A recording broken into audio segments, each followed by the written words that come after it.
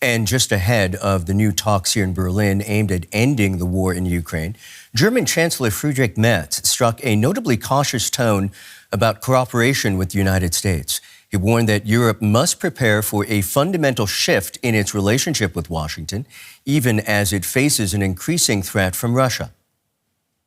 Trump did not come about overnight, and this American policy will not simply disappear overnight. It may be that things will become even more difficult with his successor. Let's prepare ourselves for the fact that we are also seeing a fundamental change in transatlantic relations.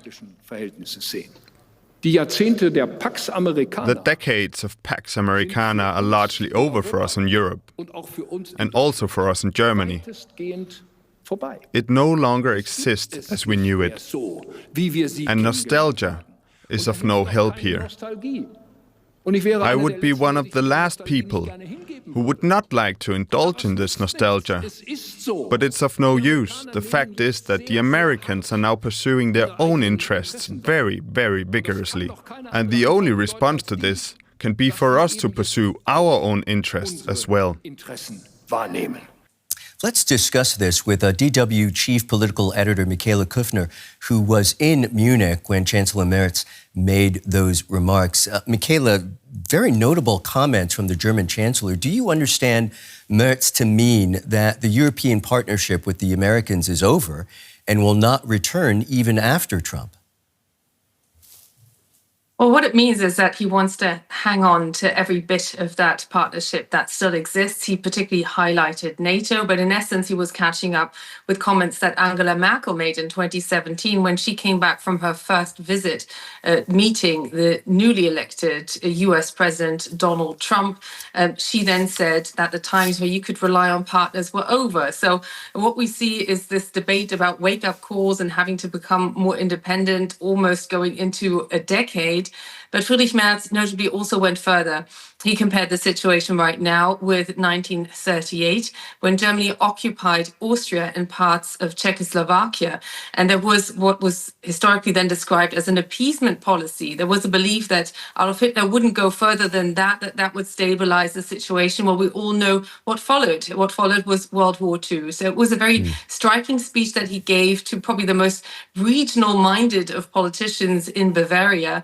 And we can expect more of that. He will go and speak to Parliament ahead of a crucial EU summit, which has to release frozen Russian assets to be used for Ukraine, or else the credibility of the entire European Union will suffer very badly indeed. And what does that mean for the war in Ukraine, the end of which is being negotiated here in Berlin today and tomorrow? Well, let's see whether there will be an end. But the fact that Steve Witkoff is here and he brought Jared Kushner, the son-in-law of US President Donald Trump, that's always a sign that some serious talking and some serious deal-making is certainly the intention. We saw that over Gaza. And we know that particularly the Americans, Donald Trump personally wants to see something signed to end this war, to end the killing. He wants to be seen as the peacemaker. We know from Gaza that he is then not that terribly concerned about the doability of whatever is in writing. So these are very crucial hours here in Berlin.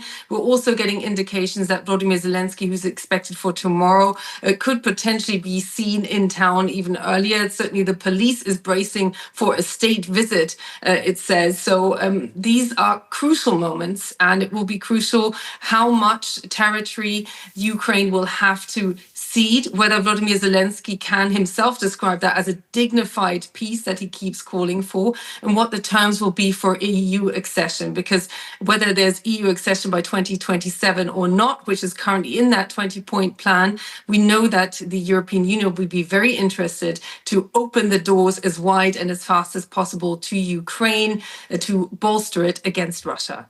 Got it. That's DW Chief Political Editor Michaela Kuffner. Many, many thanks.